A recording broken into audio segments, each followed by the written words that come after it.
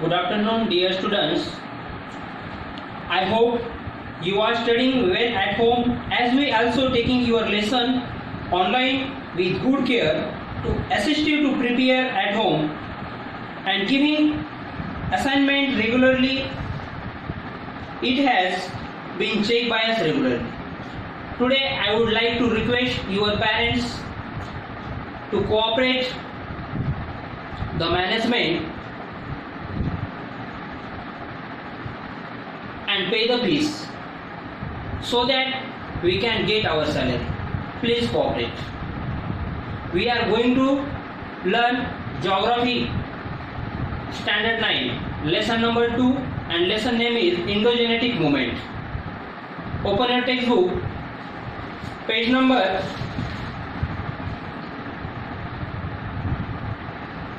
15. यहाँ पे देखो पेज नंबर 15 पे ये पेज ओपन करो, प्राइमरी और पी वेव्स। इसके पहले हमारा फोकस एंड एपिसेंटर ये वाला पॉइंट हुआ था फर्स्ट वीडियो में। ये पॉइंट ओपन करके रखो। First of all today's date and standard.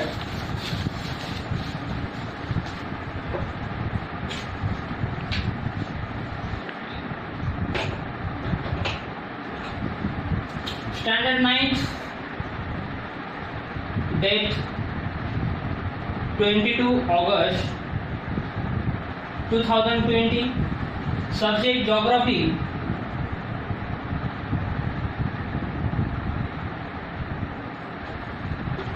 lesson name is lesson number 2, lesson name is endogenetic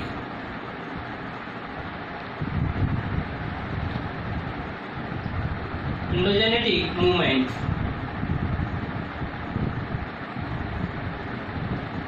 Okay, today's point name is primary waves.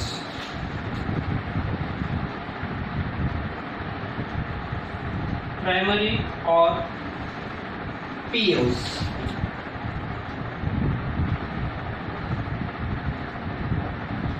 Okay, अब primary और POs ये earthquake और volcano से related है। कैसे volcano और कैसे अर्थक्वेक होते उससे डिपेंड होते हैं। प्राइमरी वेव कब स्टार्ट होते ये हम देखते हैं।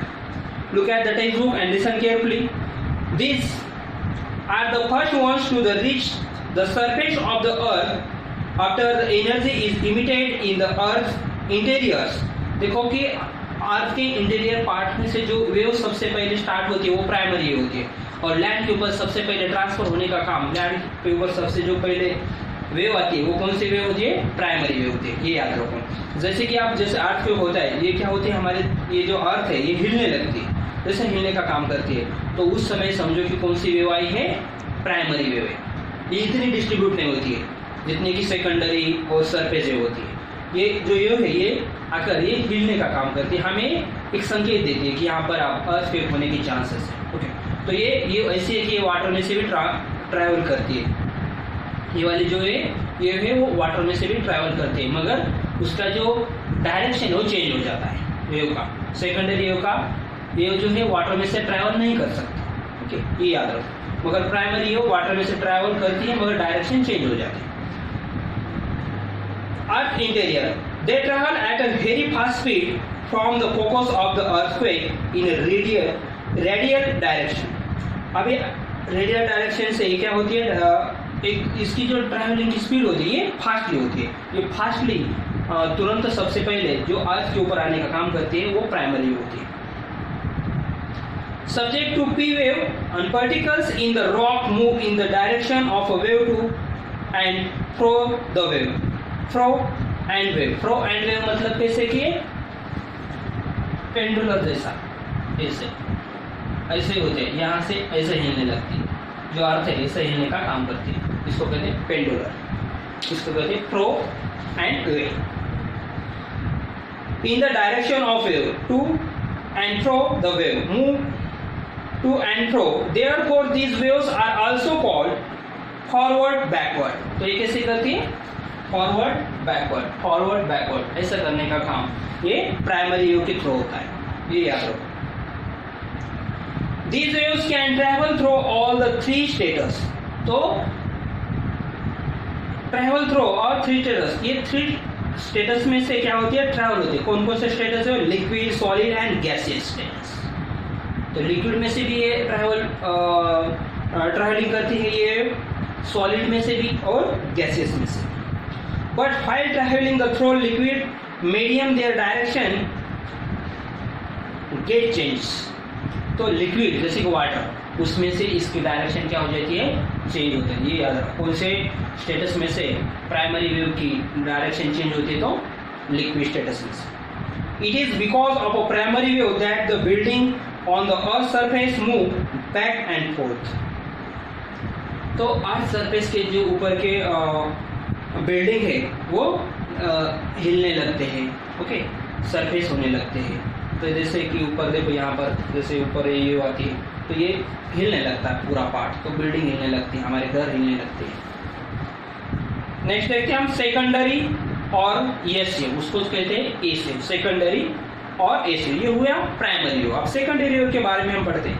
The wave which reach the earth surface after the primary waves are called secondary wave. तो प्राइमरी वेव के बाद में जो वेव आती है अर्थ के ऊपर, वो सेकेंडरी वेव होती है। ये याद रखो, सबसे पहले अर्थ के ऊपर कौन सी वेव आती है, तो पी वेव, मतलब प्राइमरी वेव। और वो फिनिश होने के बाद उसके बाद नेक्स्ट वेव आती है, वो होती है सेकेंडरी वेव, उसे कहते हैं S wave. This wave also scatters in all direction from the focus of the earthquake, and their velocity is lesser than the P waves. तो इसकी जो velocity है, मतलब इसकी जो स्पीड है वो प्राइमरी वेव से कम होती है, मगर प्राइमरी वेव की जो स्पीड है इससे ज्यादा होती है। The particles laying in the way of these waves move up and down. ये कैसा होता है, अप एंड डाउन। जैसे कि अप एंड डाउन होता है, अर्थ का ऊपर वाला पार्ट नीचे आ जाता है, नीचे वाला पार्ट ऊपर जाता है, इसलिए इस वेव से अर्थ के ऊपर डिस्ट्रॉय होता है। कुछ घर नीचे गिर जाते हैं और नीचे वाला पार्ट ऊपर आ जाता है। तो ऐसी सिचुएशन कौन सी वेव में होती है, इस सेकेंडरी। तो ये कैसे होती है, अप, ये वर्टिकल है, और ये जो है ये हॉरिजॉन्टल है, ये हॉरिजॉन्टल है, और ये वाली ये कैसे अप डाउन, मतलब वर्टिकल। ये वर्टिकल, ये याद रखो, ये मतलब वर्टिकल। तो सेकेंडरी वेव वर्टिकल के थ्रू डायरेक्शन करती है और प्राइमरी वेव हॉरिजॉन्टल में डायरेक्शन मूविंग करती है। Up and down in the direction of energy transfer, these waves can travel only through the solid medium they got absorbed as they enter the liquid medium. The building on the earth surface move up and down because of this wave. These are more destructive than the P wave. तो ये primary wave से ज्यादा ये क्या करता है, destroy करने का काम करता है। और सेकेंडरी वेव जो है वो वाटर में से ट्रैवल नहीं करता, ये सिर्फ सॉलिड स्टेट में से ही ट्रैवल करती है। जहां पर लिक्विड पार्ट आता है उस पार्ट में से ये सेकेंडरी वेव ट्रैवल नहीं, वहां से ऊपर वो वेव नहीं आती है, ये याद रखो। और प्राइमरी वेव लिक्विड में से भी ट्रांसफर होती है, मगर सेकेंडरी वेव नहीं होती है। और ये प्राइमरी वेव से थोड़ा उससे ज्यादा डिस्ट्रॉय करती है secondary. Next is third wave हमारी सरफेस और एयर वेव्स। मैंने थ्री वेव बताए थे, कौन कौन से होते हैं, एक primary wave, secondary wave and surface wave. अभी वो हमारा प्राइमरी वेव हुआ था, उसके बाद हम सेकेंडरी,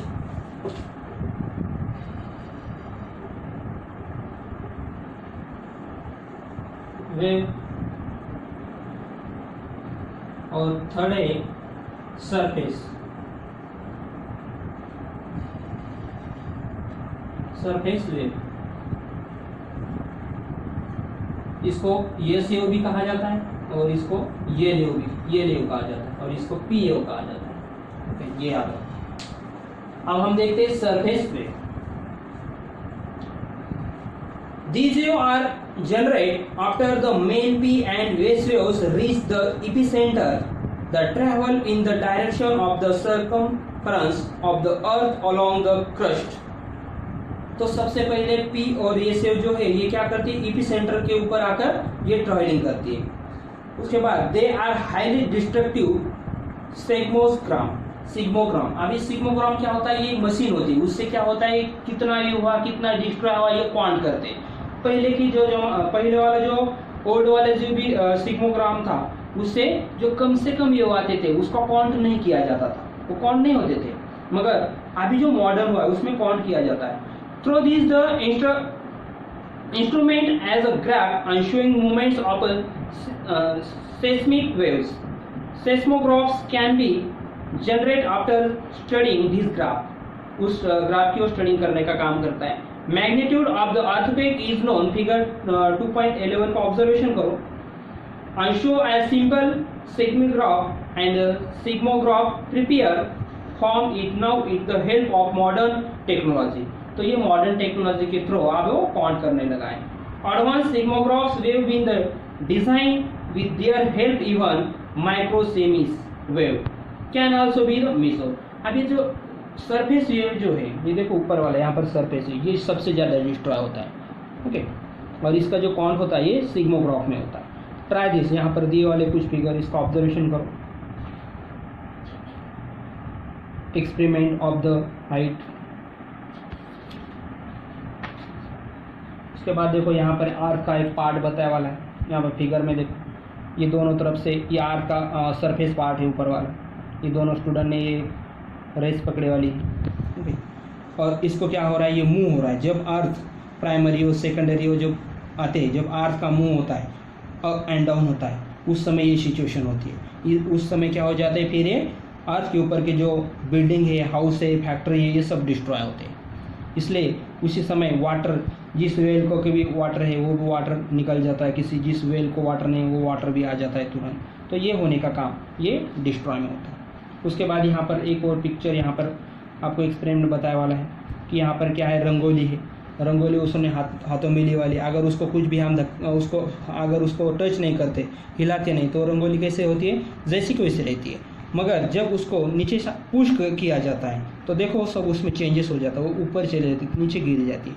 तो वैसे अर्थ के बारे में, अर्थ के बारे में होता है, ओके। जैसे इंटीरियर पार्ट में से ऊपर ये वेव आती है, उसी समय अर्थ का सरफेस पूरा चेंज हो जाता है, जैसे वैसे रंगोली का। Do you understand? नेक्स्ट चलो यहाँ पर इफेक्ट्स ऑफ अर्थक्वेक। अब इफेक्ट्स ऑफ अर्थक्वेक क्या होते हैं वो देखते हैं हम। Cracks fractures develop on the ground. Crack fractures develop on the ground. अब देखो इसकी वजह से क्या इफेक्ट होते हैं, क्रैक गिर जाते हैं ग्राउंड के ऊपर अर्थक्वेक की वजह से। नेक्स्ट वाला है cause landslide which leads to sliding of a rock। तो यहाँ पर जो भी causes landslide which leads of a sliding rock, जैसे हिमालय में अगर अर्थक्वेक हुआ तो वहाँ के जो मतलब कि कमजोर वाले जो ये होते हैं, कौन से रॉक होते हैं, मतलब स्ट्रांग नहीं होते, वैसे रॉक क्या हो जाते हैं, वो नीचे गिर जाते हैं और वहां पर एक लैंड जैसा पार्ट बन जाता है। Sometime the ground water change its course, for example well many get water और मेनी ड्राई ऑफ। तो जैसे कि यहाँ पे वेव होती है, जैसे वेव ट्रांसफर करती है वाटर में से नीचे से, इंटीरियर पार्ट में भी चेंजेस होते हैं। तो उस समय किसी वेल को, वेल मतलब बावड़ी हमने देखी वाली, तो वैसे वेल जो होती है तो वो वेल, किसी वेल को बहुत सारा वाटर होता है, मगर इंटीरियर जब चेंज हो जाता है तो उस वेल का वाटर चला जाता है। फिर बोलते हैं हमारे वेल का वाटर ही नहीं रहा, हमारे वेल में वो सब वाटर चला है। तो उसका रीजन क्या है, वो अर्थ के इंटीरियर चेंजेस कुछ हो जाते हैं, इसलिए वो वेल का वाटर चला जाता है। और कोई ऐसी वेल होती है कि उनको वाटर ही नहीं होता, और जब इंटीरियर चेंजेस हो जाते हैं उस समय जिस वेल को वाटर नहीं उस वेल को वाटर भी आ जाता है। तो ये किसकी वजह से होता है, इंटरनल चेंजेस की वजह से। तो ये उसके इफेक्ट्स हैं। Some areas get uplift while some many subsides. Uplift होते हैं एरिया में। Tsunami are generated in the ocean, these waves can cause great loss of a life and a property is the coastal areas। तो ocean में भी tsunami आने का काम होता है, ये अर्थक्वेक की वजह से। सुनामी कब आती है, तो अर्थक्वेक की वजह से। और property in the coastal area, coastal area की प्रॉपर्टी भी लॉस हो जाती है। Snow covered areas evidence many acute. Last है building collapse and loss of life and property acute. Building collapse हो जाती है। ट्रांसपोर्टेशन रूट्स गेट डिस्ट्रीब्यूट हो जाते हैं। कम्युनिकेशन सिस्टम कोलैप्स हो जाते हैं, फोन की रेंज वगैरह ये सब कोलैप्स, तो ये सब उसके